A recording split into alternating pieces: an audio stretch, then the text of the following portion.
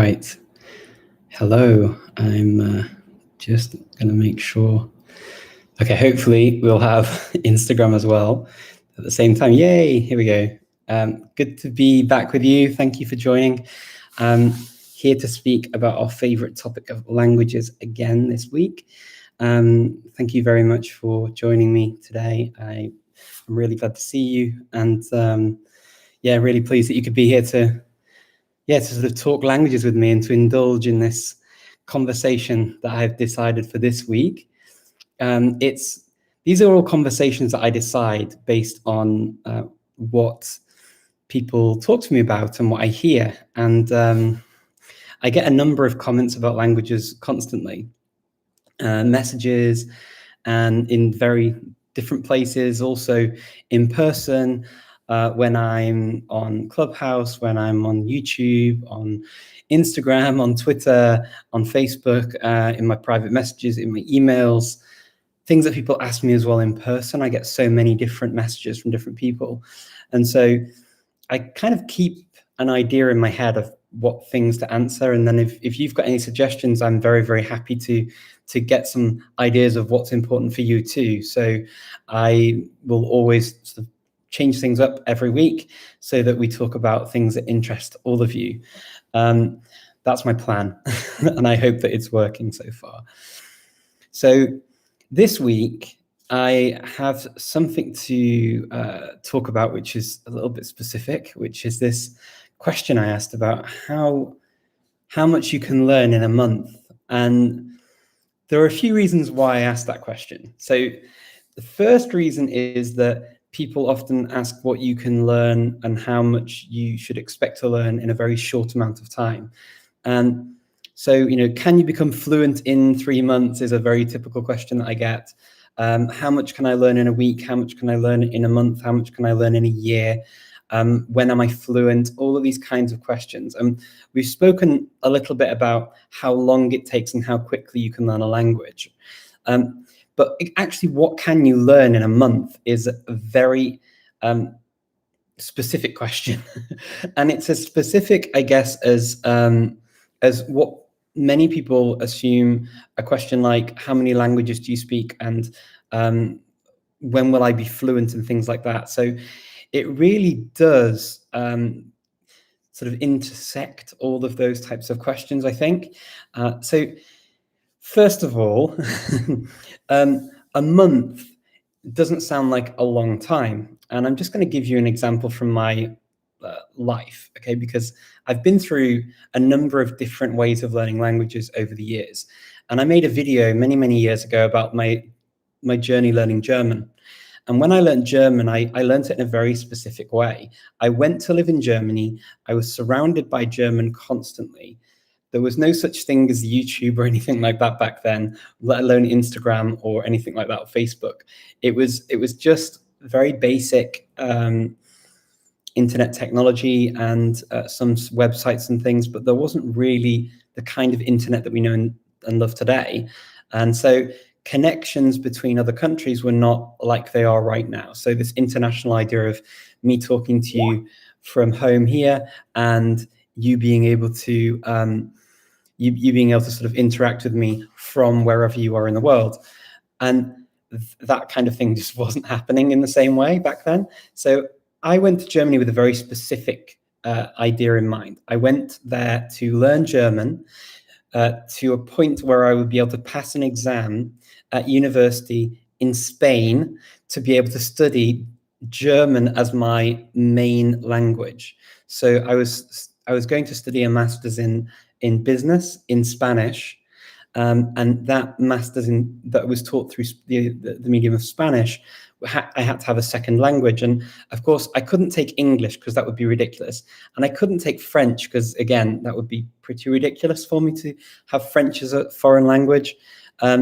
Even though I'm not French, but I've been speaking it for so long, it would feel really weird for me studying French as a foreign language in that kind of context. And so I decided that I would have a go at learning German, even though I'd never studied it before. So I landed in Germany. I started living with in this German-speaking community, and in that community, I met many people. And in many rural areas of Germany, people just speak German. There was an Eisdiele, which is like an ice cream parlor, where they spoke Italian. And that was kind of my respite to kind of have a fluid and fluent conversation when I first arrived in Germany, was to go to the ice cream place, get an ice cream, and chit chat with the ice cream parlor owners, because they spoke Italian, and so did I. But otherwise, I was just speaking German all the time, and I was studying for up to about 8 hours a day, at least in the first month. And really, those 8 hours were spent studying vocabulary and looking at basic grammatical structures in German, and just making sure I could actually communicate in German. And then from the second month, I actually made friends with a local family, and they invited me to move in and to help take care of the kids. And for me, that was a wonderful opportunity to sort of develop my German skills, to take what I'd learned in the first month, really solidify it, use it, and have conversations with the parents and with the kids, and really get into German and sort of watch TV, play games, learn songs, all of these kind of cool things that you do when you're in a country, right? And you're with the people who speak the language. So I did that for an extra 2 months. That was 3 months in Germany. And then I finished that time. I went to Spain and I sat my exam and I passed, and I was allowed to take German as my language. Now, when people say, okay, well, you learned German in 3 months, well, it was a very, very specific thing that I did. And normally when I study a language, I would follow a course and take it quite slowly. So this year, for example, as many of you will know, I have been looking at Cornish, Gaelic over the academic year. So I started in September, and now sort of getting towards the end of those courses. In fact, with Cornish, I've just finished my exams. So I had written and reading exams 2 weeks ago, and just yesterday I did the oral and listening exams in Cornish for the grade 1 level, which is, it's hard to say exactly, but it's around, I'd say, an A2-ish level, maybe A1, A2. Somewhere around there. We've covered all of the kind of basic stuff in the language. We've covered, telling the time, months, days, talking about your hobbies, talking about your house, talking about your family, talking about things that you like to do, daily routines, all those kinds of things, like the weather and all that kind of stuff. We've covered all of that, so I can have a basic conversation now in Cornish. Without too much effort, and I can understand, so I can interact with people in Cornish if I need to. I'm not saying it's a perfect Cornish that I speak, but I can definitely get by. And now the Cornish is super cool. I really, really like it. But you know what? I've been wondering what it would be like to go back and sort of take a month and study a language at this point. And I've been doing Korean since January, and I've been doing it most days, pretty much most days, where I have contact classes with a teacher, but also I have study groups that I work with as well. Korean's been a lot slower because it's a very different language. Cornish has been a bit quicker because it's similar to Welsh, so I found that it's been easier to pick up vocabulary. Now, I've been playing around with different apps, and it's been a long time in lockdown, and I've followed all the courses during this sort of academic year that I could find for lots of cool languages that I wouldn't normally get to study, enjoying exploring them, some of them actually learning to speak like Cornish, and I'm sure that I'll carry on with Cornish in the future too. But what I have been wondering is, would I ever be able to go back and do something like I did with German? And I thought, well, we're getting into summer. It would be a cool time to try something out, to try out an app as well, because I've done these things before now. I did a Pimsleur challenge years ago where I took the Pimsleur course for Hungarian, then I made a video showing how much I could say in Hungarian. And that was quite cool. And I enjoyed doing it. And it still gets views every now and again from years and years ago. With Korean, I've been using Talk to Me in Korean. It's great. I've been using a lot of their books actually with the study groups that I have. But for other languages, I've tended to do projects where I'll study a language for a month or two, and then I'll go to the country and I will speak in the language or use the language. So I've done that for a number of languages too. But obviously this summer I can't travel, and so I can't do one of those things. So I thought, and this is a question, these are questions sort of I get asked a lot, is how do you study and how do you get materials and how do you do all these things to create an environment, right? And if you haven't got money, what do you do? And it got me thinking to, maybe it was time for me to do a different type of challenge. And so I thought, if I take 1 month where I treat language learning as my full-time job and study a language completely for 1 month, kind of as I did in Germany with German in the beginning, where can I get with it? I mean, talking about sort of doing it for up to 8 hours or so a day, and then updating you regularly on where I'm getting with it, saying the words that I'm learning, telling you some of the things that I can say as I go on a day-to-day basis, describing sort of how I set myself up for this as well, showing you the kinds of things that I've got to help to support me to create this environment, this this language environment. I guess you can see by the flag, the language is going to be Estonian that I've chosen. So as any good language learner, I do have some Estonian books already. These are the books that I have. I'm not going to use these to study the language, though. I'm going to try an app, because these books, what I'm going to use them for, and I'll show you now, is for the texts that are inside them at each level. And this one, if you'll see, goes to kind of A1, A2, which I think is probably around where I've got to with Cornish over a year, very, very slowly. So if I aim for this kind of A1, A2-ish type thing, I think that's probably realistic, especially because it's a lot of vocabulary. We're talking like 1,200 or more words to get to this kind of level in a language. It's a lot of vocabulary. So I'm going to go through the vocabulary that's in here just before I start, to earmark vocabulary that's similar to languages I already know, which will help speed up the process a little bit. It can help me get an idea for what to expect. Cards on the table. Obviously, I own these books in Estonian, so clearly I have looked at Estonian before. I haven't studied it to a point where I've ever been able to speak Estonian. I also am going to use an application called Speakly, and Speakly is the main way that I'm going to learn Estonian. So I'm going to follow the Speakly app's advice on how to use it. I'm going to do their maximum number of words a day, which will be absolutely crazy. But I think they say 30.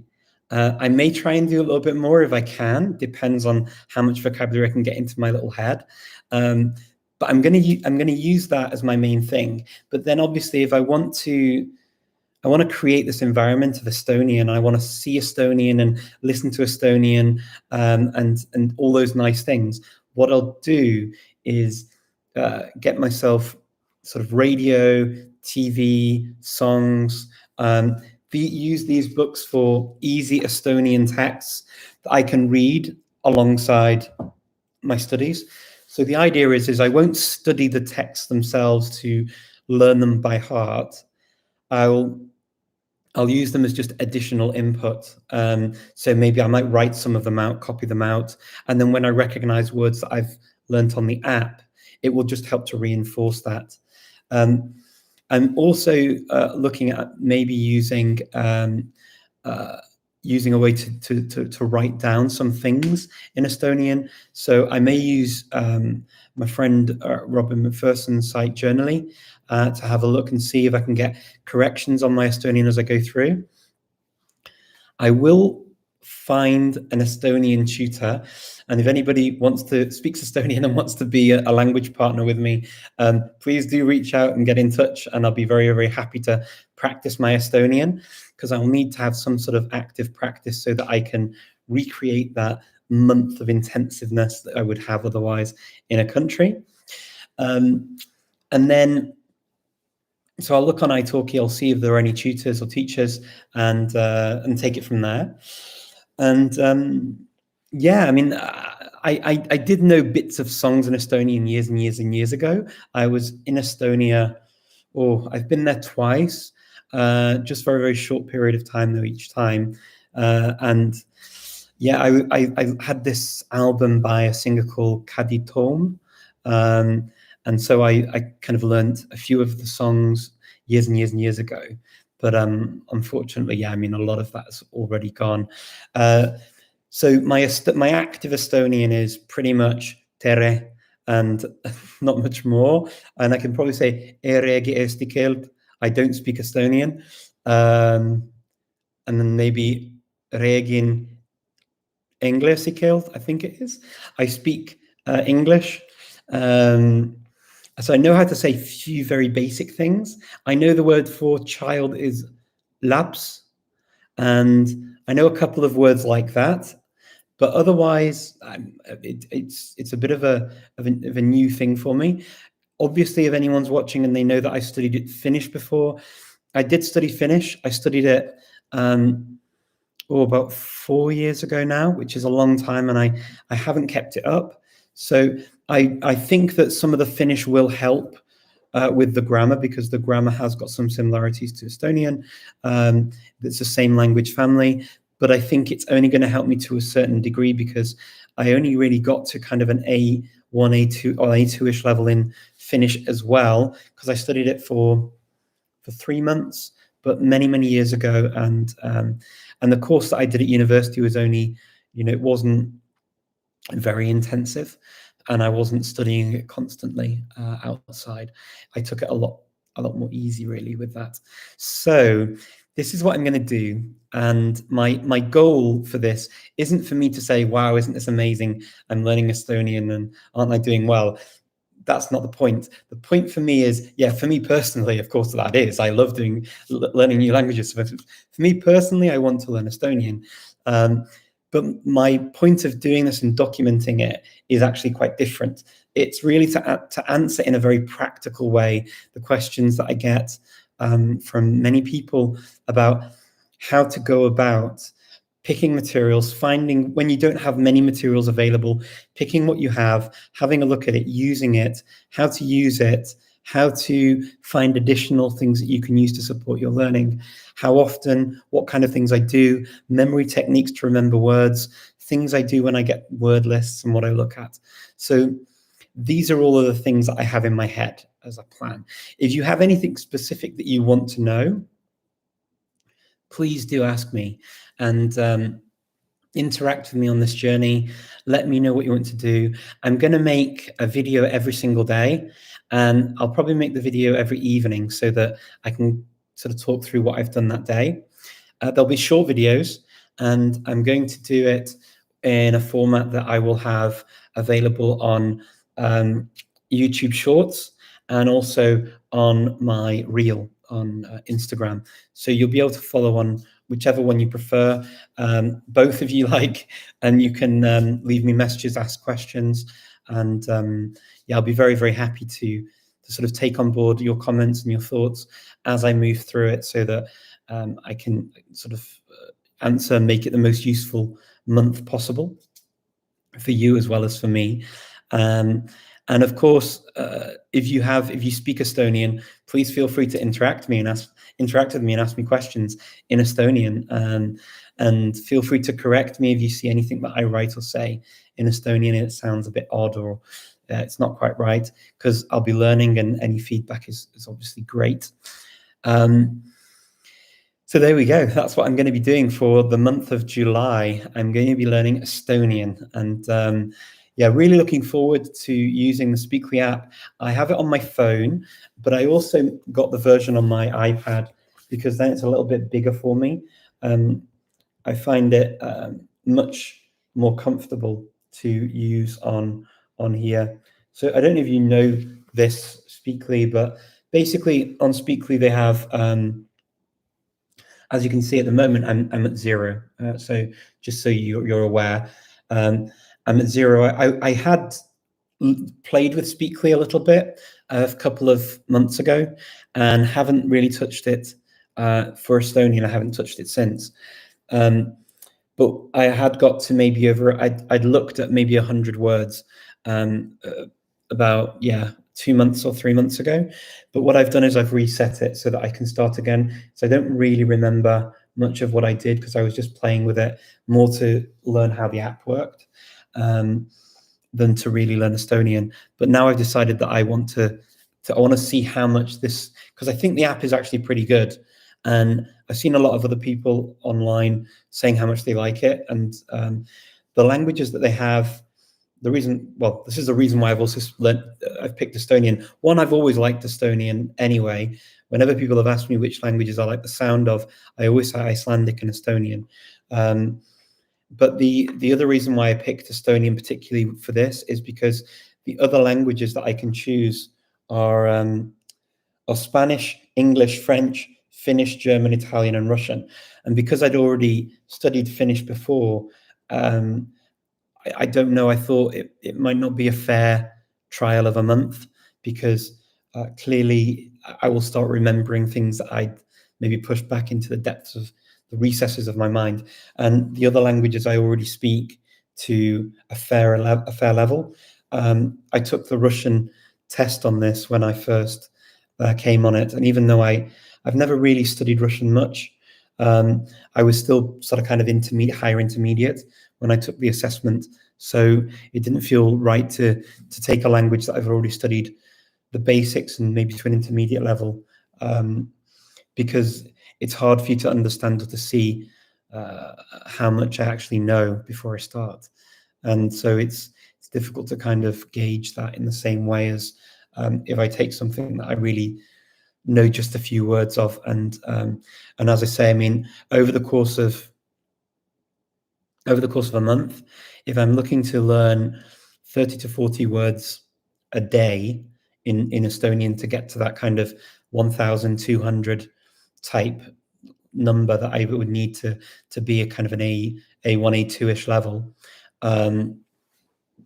I would definitely, any of the 100 or so words that I'd seen before would certainly be covered within the first couple of days, or 3 or 4 days max. So I also thought, well, I'm not going to start from those, because that doesn't make much sense. I don't remember them clearly enough anyway. But yeah, I would love to know what you think of this idea. I know that some people wrote to me and said you wouldn't learn very much in a month and you wouldn't be able to do very much. And I kind of agree in a way with that. A month, generally, if you're learning a language, like I've been learning Scottish Gaelic, for example, and I just asked the question, have I considered studying Scottish Gaelic? I've been studying it since September last year, and I've been doing it for one lesson a week and doing a little bit in between, but not very much. And actually, even after 9 months of Scottish Gaelic, I wouldn't feel very confident saying much of anything in it. I find it quite challenging to say anything in the language. I'm aware of a lot of the grammar, because the course that we've been studying has been very grammar heavy, grammar intensive, and so I've enjoyed it. I've enjoyed the course. It's also been a lot more about the sort of the culture that goes with it as well. I've had a lot of looking at Gaelic poetry with our teacher, and all of that's been a lot of fun. But it's definitely not been as easy for me to pick up as Cornish, because it's the other side of the Celtic languages. So the Celtic languages branch off into 2 sections. So you have the Brythonic, where you have Welsh, Cornish, and Breton, and then you have the Gaelic, where you have Irish, Scottish Gaelic, and Manx. And so it's easier as a Welsh speaker. It's a lot easier to learn the other 2, Breton and Cornish, because the vocabulary is a lot more similar as well as the grammar. So yes, and I would love to continue with Scottish Gaelic. Actually, I've been enjoying doing it. I found quite a lot of fun things in common, and I'm going to continue with the Celtic languages even further. Have I done 3-month challenges? Well, I have. I did it years ago with intensive one with German, and that's why I want to see what it would be like nowadays when you're not in the country. I want to try and see what it's like with because I was in Germany for 3 months and learning German, and so it was a very different story. So I'd like to do more of these kinds of things. 3-month challenges generally. Otherwise, I've done, but not intensively, because I've been not treating it as a full-time thing. I've had my main job and different things to work on instead. So I've not done this kind of thing in a long time. Do I have any tips for a Thai learner? Learning Thai, wow. Stu J Raj is probably the best place to go. Stu J has some of his own cool methods for learning Thai. So I'd advise you to check that out at J Academy. So have a look at that and see what you think. I have I kind of picked up bits of Thai from my stepmom growing up as a child. So, but I've not really studied it properly. Just the bits I know are mainly from that time, and then that I know that there are a few cool books for it, but I would start with J Academy because he's got a really good system for teaching people Thai. Yeah. Let me see. I'm happy to take any questions as well. So I'm glad I'm getting nice comments. So thank you for saying that you're enjoying this. I was wondering what you'd all think of of me taking on yet a surprise, another language. Because I've not studied enough of them, as my wife would say. But it's I just love studying more and more languages. It's a lot of fun. The thing that's really going to be interesting for me is to see whether it becomes part of my norm. A lot of this depends on kind of friends I make along the way, and how I get into that language community. I found with Cornish, I've really made friends, and I enjoy going for the groups actually now for Cornish. I go to 2 conversation groups, and I love that. And I also love my class and my teacher. They're really, really good. And so I've just enjoyed it for that reason. A similar thing's happening with Korean too, because I really like my my groups that I'm studying with. I really, really like them. And just I like going for them really as well now, not just for Korean. So I think when you hit that sweet spot of you like the people who are in your group, something quite special about a language then, and it's you don't get rid of your friends. You know what I mean? You go back for them. You don't want to sort of lose that. With Gaelic, I actually have a nice group as well, and we get on very well, and we share things. We have our own private group that we post things in, and we write to each other, and that really works well. I think that language learning generally is all about communication, about supporting each other. So when you work with other people on learning a language, the great thing is you can kind of help each other through it. So I found this particularly, where I've been helping out somebody with the German studies over the last few months actually, to start speaking German, and after having studied the grammar for a while, and it's been I've actually really enjoyed doing those sessions. It's been a lot of fun for me and really rewarding to see the progress over the last few months. And so, yeah, I'm really just doing it as a favor, for the pure enjoyment of doing it, and to support somebody in that. It's not something I can obviously do as a full time for my main job at the moment, because I would end up starving on the street. But it's been a lot of fun doing it and trying it out for a few months. It's been 2 days a week I've been doing that, so that's been a lot of fun. let me see. But what it's taught me is that and the classes I've been going to, it's the support network that you have and the encouragement and the sharing and all of that stuff helps. And this is why I kind of want to give that to you too. I want to just study a language and show you what I'm doing and talk about it and get your feedback and your interactions, your questions, your comments, and make it the most useful thing I can give you that I can give you. Yeah.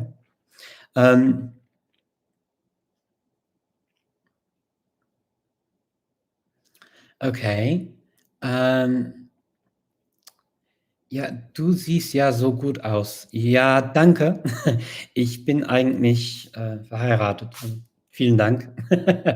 Okay. Do you teach any languages to others? Yeah. Oh, sorry, Craig. I think I just answered that, didn't I? Yeah. So I've been teaching. Well, not.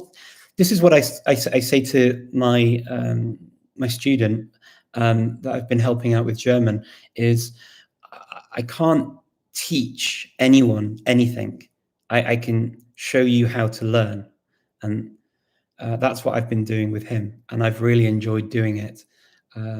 But it's not been paid work. I've just been doing it because I wanted to help out a friend, and I've really enjoyed it.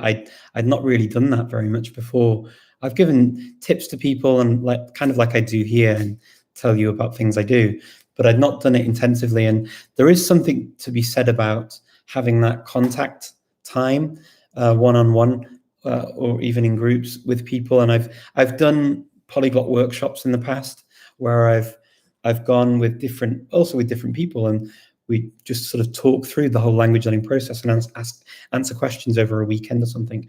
But there's something quite special about meeting with somebody regularly, whether it's me doing it with other people or somebody doing it with me.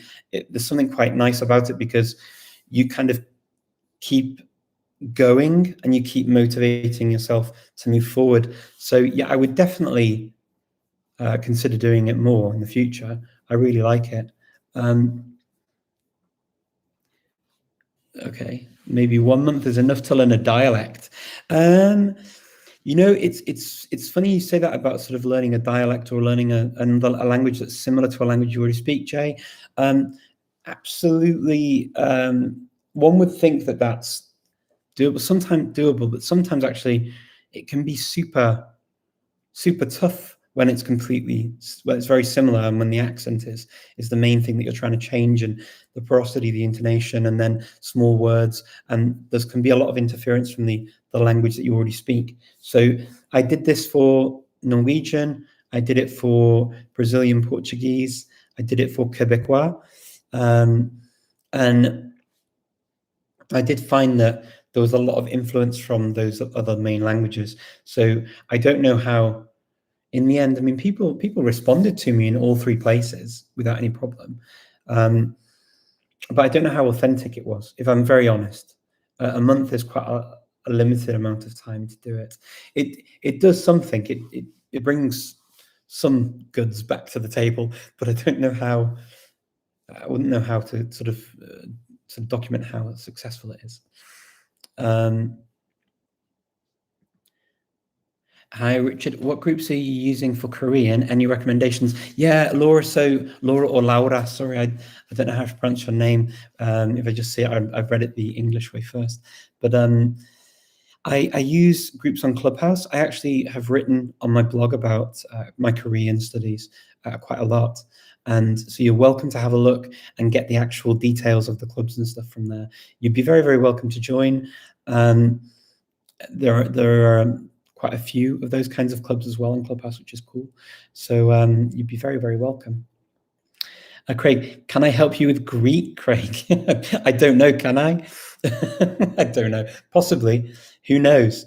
Definitely be after July now, because my new full-time job is approaching, right? Estonian. What are your thoughts on learning extinct languages and language revival? Good question, Ben. I've been studying Cornish for the last year and just sat my grade 1 exam in Cornish, and that's a language that was the last native speaker died in 1777, and then it was revived. And yes, so I think the fact that I've studied it probably shows that I'm quite a big fan of this kind of thing.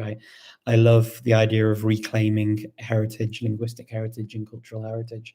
So I'm very happy to have done that, and I will continue to learn languages like that as well in the future. It's super cool. I'm interested in Celtic languages as well. Yeah, I mean, that's my heritage. So my family is also Welsh. So for me, it's yeah, it's something that's quite personal for me, and so yeah. I mean, I love the Celtic languages for that reason. Förstår du skånska? Ja, det kan jag förstå. Definitely totally agree. I need this. We'll probably look for a tutor on italki. Yeah, Craig, italki's got some cool tutors for Greek. They've given me a code now that you can use. If you just write Richard on italki when you get to checkout, you get $5 off. They gave me that a couple of weeks ago, and I keep forgetting to mention it. And yeah, I'm pretty bad at those kinds of things, but I'll get there. Hvilke norske dialekter har du lært deg? Ja, bare fra Oslo. Det var bare fra Oslo. Så ja, ikke mer. Boa tarde, professor. Sou Salomão brasileiro. Gosto muito do seu conteúdo. Muito obrigado. Muito obrigado. Então, let me see if I can see any more question in here. Okay, Richard, do you prefer to study from books better than apps or using technology? Do you balance it with okay, my word, I'm sorry, shouldn't have worn a white t-shirt. That was a very bad idea. Seeing white on white is very difficult. Okay, it would depend on what I'm doing. So I've never used an app to the point where as my main thing for learning the language, at least not that I recall. So Speakly actually works a bit differently to other apps in that they focus on the words that you need for basic conversation. So the word focus is different to, say, other OWL-related apps where the vocabulary can be a little bit strange, and yeah, you may not know what to do with it. Whereas Speakly does tend to be a bit more practical in that regard, and so I think that it will be interesting to see how well it works. As I said, I played with it a few months ago, and I quite liked it, and I was wondering what it would be like to use it intensively and see how far I would get. Because it's one thing sort of hearing about how good an app is and what certain people like about it and other people don't like about it and things, but actually, does it deliver on what it says? Does it do what it says on the tin? I think the only way for me to show you that, as well as to show you what you can do with a language in a month, is to maybe just go through it for a month and show you where I get. And so that's the plan. But yeah, normally I use books, and I read books, whether they're course books with lots of texts and stuff in them, so that I can read things that are appropriate for my level. Should we learn grammar seriously, or okay?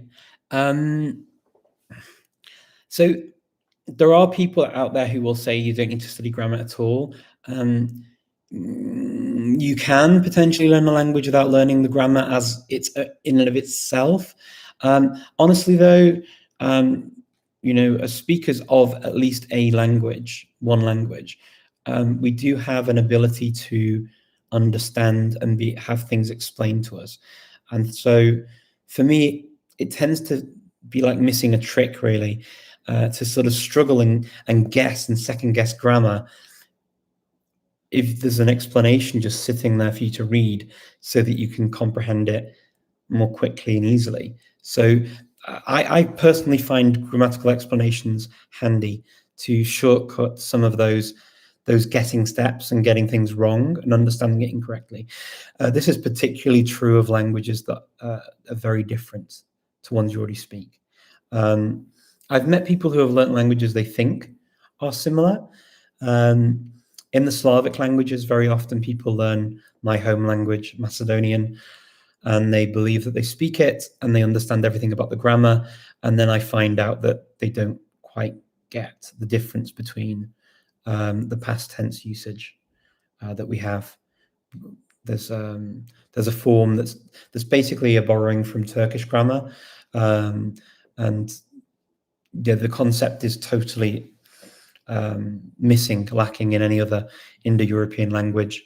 Obviously, Bulgarian's also got the same one. So Bulgarian and Macedonian are the only languages in the Indo-European group that have that concept of a past tense of when you weren't actually there to witness what happened, but you say it not as reported speech necessarily, just as factual thing that you're just mentioning, but it's obvious that you weren't there to witness the event.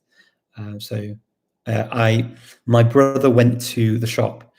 In English or in many other European languages, it's the same whether you were there or not. But in Macedonian and Bulgarian, it's actually a different verbal form that you use to say whether you saw it or you didn't see it. And it's from Turkish. Turkish does it.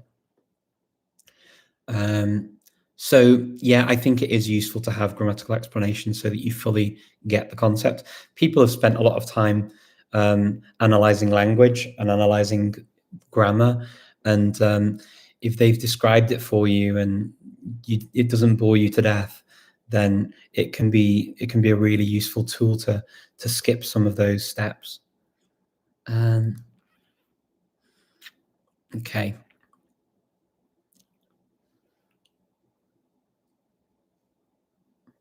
Oh, have you ever met Alexei Kudrait? No, I haven't. I haven't met him, no. I haven't. Is it him, he, she, or they? I don't know. Sorry, I don't know the pronouns, but I haven't met Alexei, no. Oh, he was famous. Oh, sorry, so yes, see, no, no. Okay, he was famous in all of the Celtic languages. Wow, that's impressive. No, I've not met him. Be very cool to speak to somebody like that, though. In fact, Simon Ager, who's the founder of Omniglot, he studied pretty much all of the Celtic languages as well, and he speaks some of them very, very well. Hola, Richard. A ver, en estos momentos estoy en una zona donde la gente habla ¿qué? En el sur de Chile, sur de Chile, Argentina. Muy bien. ¿Y estás aprendiendo el idioma también o no? Yeah, this is cool. Okay, I love the conversation you're having there as well. It's really nice. Let me see. So back on YouTube. Última pregunta. Conheces um autor português ou brasileiro que escreveu contos breves? Já leste algo da literatura lusófona? Somente na universidade, mas tanto tempo agora não sei, agora mesmo é difícil dizer. Mas há muitos brasileiros agora. Se você quiser saber alguma coisa, uma informação sobre os autores portugueses brasileiros, podem ajudar com isso, Olga. You speak Polish. It's my first language, then English, French, German, Mandarin. I understand a lot of Pali, Sanskrit, and Tibetan. Wow, that's really cool. So Marius, yes, I've studied Polish. I've spent time in Poland, and because it's similar to Czech, which is my first Slavic language, I could access it relatively quickly.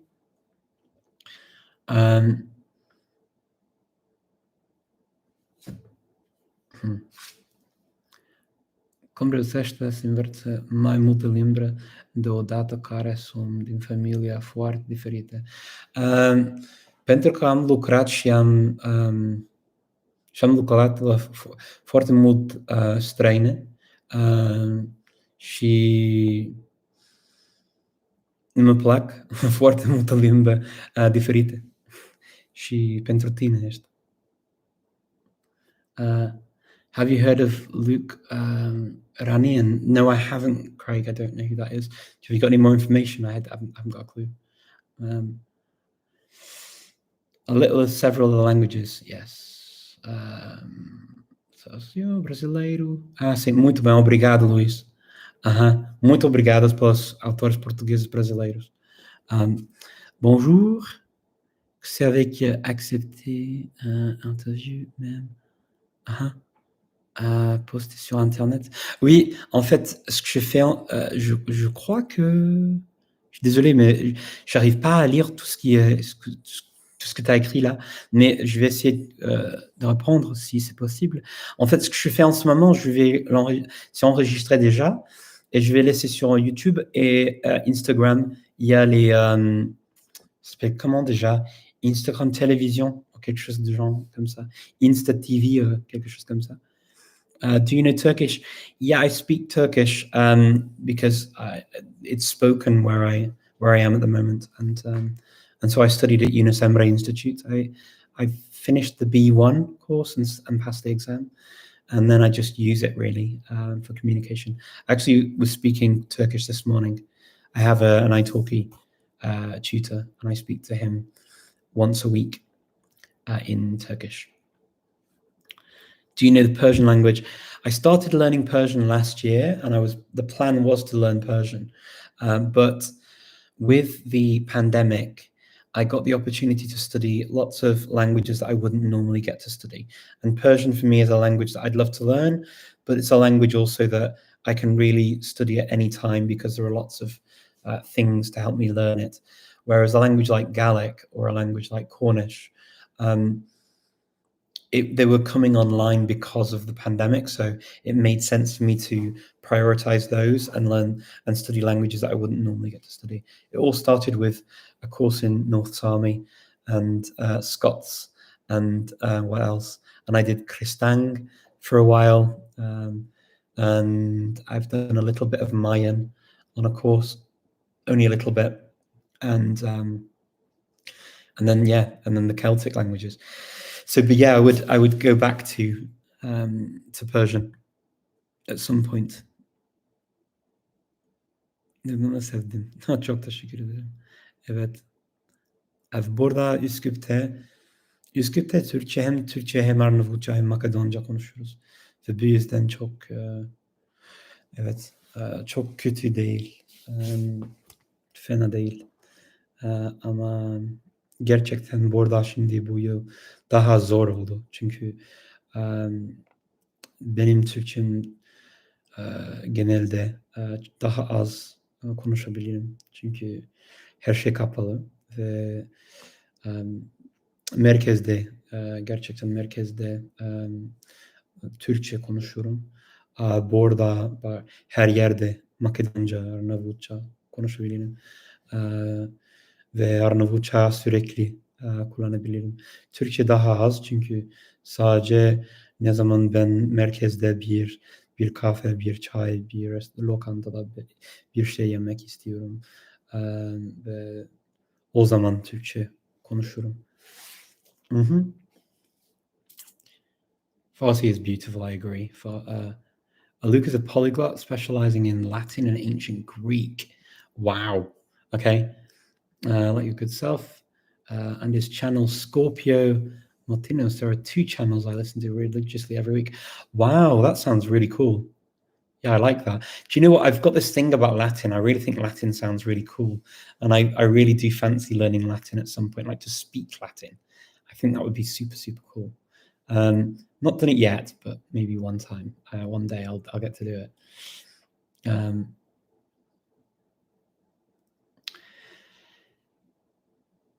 Yeah, it's an interesting question, Marius. You don't understand why Italians who settled in the UK after World War II didn't teach their children Italian, whereas the Poles, Greeks, Ukrainians have Saturday schools.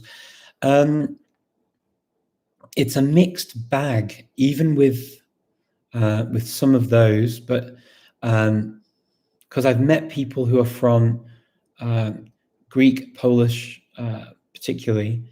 Depends when they came over and the conditions, the reasons for coming over, sort of World War time.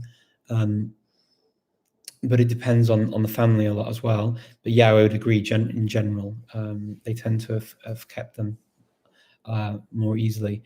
I think it is an interesting thing. I don't quite know why that happened. For many languages, though, after World War II, when the Iron Curtain fell, many people abandoned their home languages because they couldn't imagine going back, and they couldn't have access or communication very easily. So it made sense, for them to kind of just adapt and speak English only. And so I think a lot of that did happen.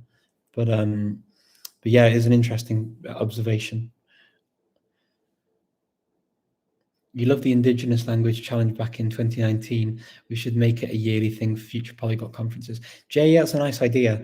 I would definitely be up for doing that. It's a funny thing with these kinds of challenges. It really depends on how much people put into them. But I agree that the more we do, the better it is. And for me, celebrating Indigenous languages for just 1 year didn't make sense. So they're a part of the conference every year, and I think that it's important to do that. And I'm glad that there's going to be a decade of Indigenous language celebration now.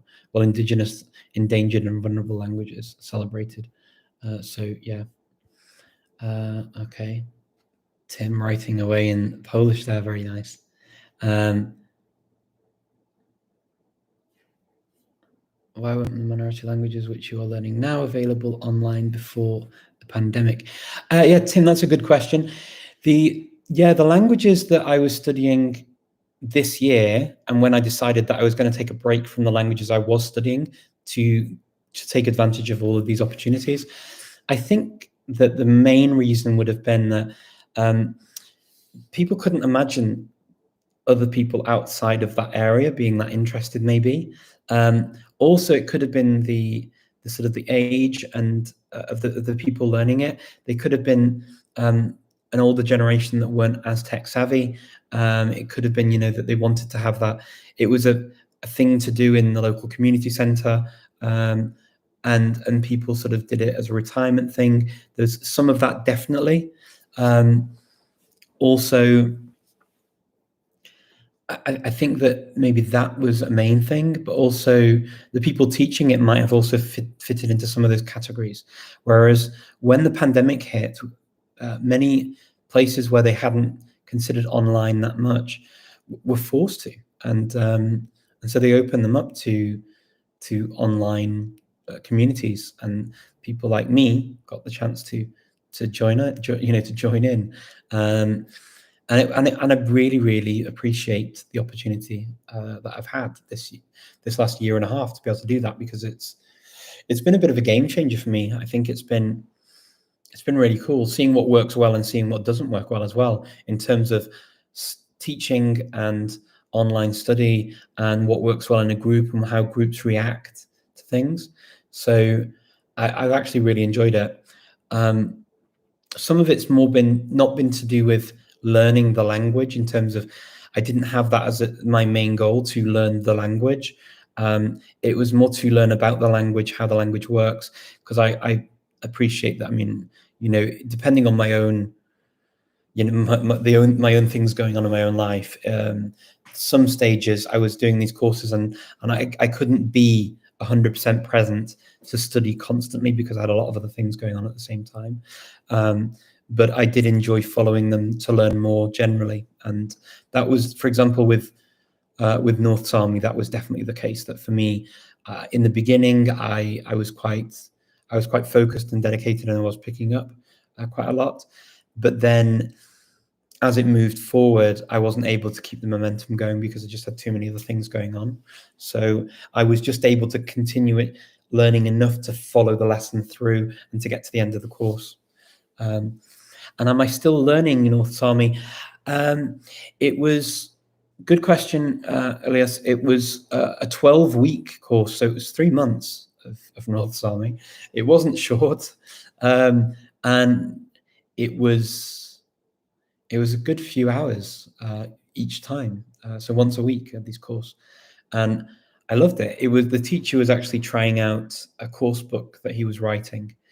We went through it together as a group, and in the very beginning, there were around 100 or so people who wanted to do it. But then by the end, I think at least half of them, if not more, fell by the wayside, and there were maybe around 30 or 40 of us that actually finished it. But it was a lot of fun, and I enjoyed doing it. I found it really interesting. But I've not kept it up. I mean, this is over a year ago now that I did it. It was the very first one that came out, and I'd love to go through my notes again. And I've got the book, and I've got the recordings of all of the classes, so I can go back through it anytime. So, and I'd like to do that.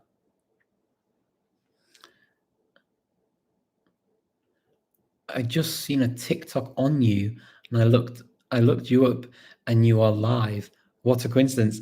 A TikTok on me. Wow, I didn't even know there was a TikTok about me. That's very strange. I've never come across it. Very interesting. Thank you for letting me know. I'll have to see if it comes on my For You page. Olá, Richard. O que você acha sobre o uso de literatura sensitiva de aprendizagem, no aprendizagem de um novo idioma? Eu acho que ajuda muito, se você quiser ler muito, ajuda muito para fazer isso, para facilitar o contato com a língua. Então, isso sim, ajuda muito para isso. E por isso também eu tenho os livros para desafio agora com estônio. Então, eu quero ler textos em estônio. Para fazer isso, eu tenho vários aqui para fazer e para ler diariamente. Então, eu acho que sim, pode ajudar muito. What do you think about the relationship between language and religion? An example would be Hebrew, Arabic with their respective religions. Oh, interesting, Silva. Growing up in the UK, actually, my best friends, or some of my closest friends at school when I was very young, actually their parents had them go to the mosque once a week to read the Quran in Arabic, and they used to complain because they had to learn Arabic to read the Quran. And I was like, I wish I could be in a family where I had to learn Arabic, and I wanted to go to learn the Quran as well. I'll be honest, I didn't really know much about Islam or the Quran. I was very young. I mean, this is before I was 10. I mean, this is a long time ago. But I remember saying, I wish my mum were originally from Bangladesh so that I could go too. I would have loved to have learned. I found it a really interesting. I found it a really interesting thing, actually. So it is the whole language and religion thing is an interesting one, and it can be a big motivator for many people to learn, especially if you have faith, particular faith, and you have books that are written in the language of that faith, for that faith. I think it can be a huge motivator to learn more, and regardless of. I think I don't remember where I spoke about this, whether I spoke about it on my live. I may have spoken about it somewhere else. So I'll just repeat it now, just in case I haven't told you about this. But some cool ways to learn languages, especially where there are not many materials available, are actually some of the religious institutions. And I'm not proselytizing. I'm not telling people to go and believe one religion over another. That's not my job, and it's not the point of this channel. But they have some really cool things, like even the Jehovah's Witnesses with Watchtower. They have lots of texts in different languages, and languages that you don't often get materials for. The Bible has been translated into many languages. The Quran and many other religious texts have been translated into many languages, and it can be quite cool to get that comparison of language and language use. Actually, there's something a bit cool about that, actually. And as I say, I mean, look, religion, regardless of which religion we're talking about, a lot of allusions and a lot of things that have been written in literature and that we talk about just generally, turns of phrase, expressions, many of them will have origins in some of these religious texts. And so it can actually help to understand better some of the language that we see and use on a daily basis. Yeah, thank you very much, Olga. I'm really glad that you enjoyed the Q&A. If you want to learn Latin, I recommend the book La Lingua Latina per se illustrata. That's exactly the book that I was looking at. There are people who read it out on YouTube as well, Inga. I don't know if you know this. Yeah, it's all written in Latin, and it is amazing because I started reading it. My friend Judith Meyer first showed me that book in her flat in Berlin, and it's brilliant. So you sort of read through it. It's all in Latin, and it talks about how does it say it? I'm trying to think what it says. Germania in Europa est. Germany is in Europe. Egyptus in Europa non est. Egypt is not in Europe. Egypta in Asia est, or in Africa est. In Africa est. So Egypt is in Africa. And then they talk about, Nilus fluvius est. The Nile is a river. I remember reading the start of it and thinking it was brilliant. And yeah, I would love to go through it at some point. Have you done it, Inga? You've pretty much done every language at this point, I'm sure. Legal. Do you know how some languages are only preserved as liturgical languages? Yeah, Old Church Slavonic, Pali, Church Greek. Yeah, absolutely. So some are just used in services. I mean, even ancient Hebrew is the same, because modern Hebrew and ancient Hebrew are pretty much different languages. So yeah. Thoughts on learning languages through materials in another language? Yeah, it's called laddering, and that's pretty cool. So learning languages through other languages can be really cool. For me, it's a case of you basically go, if the materials don't exist in a language and you speak the other language, then it can be handy. It can be handy just as a fun thing to do as well. Many of my books are not in my first language of English. Many of them are in different languages. Some are in my home languages. So I have languages on various things particularly from Macedonian, of course, but also from French and German and Spanish. And also I have a number of books as well from Czech into different languages and from Russian into different languages, just because Russian and German are actually quite good languages as intermediary languages to learn other languages, because they explore different parts of the world and they have materials translated backwards and forwards. So they can be quite cool. Okay. I am thinking that I should wrap up, because we've got to the hour, and I've been enjoying your company so much. I could just carry on for hours, and I mean, that might not be what you want, but I would actually quite enjoy that. But I'm conscious that I have an appointment with somebody else, and I should honor that and be fair and kind. I really, really enjoyed talking to you again this week. Next week, okay, we have a birthday in our family. It's the 4th of July. So I imagine many of you in the US may be celebrating or getting ready for celebrations. And obviously, if you're in Canada, you'll be getting over your celebrations from the 1st of July. So so I will not be around next Sunday. If you're interested, I will do my best to be around maybe on Monday, so a day later on the 5th for next week. And I would love to, because I probably enjoy these chats more than you do.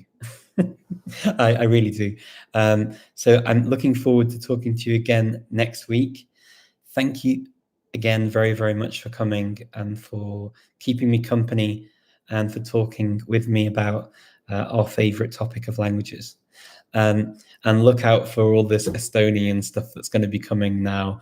What I'll do is I'll do a couple of videos probably before I start, just to sort of show you the prep that I'm doing, ready to create the environment, and then I will be updating you very regularly on my my Estonian studies. I can't believe I've just said that, but yeah, my Estonian studies. It was lovely to see you. Take care and happy language learning until next week. See you then.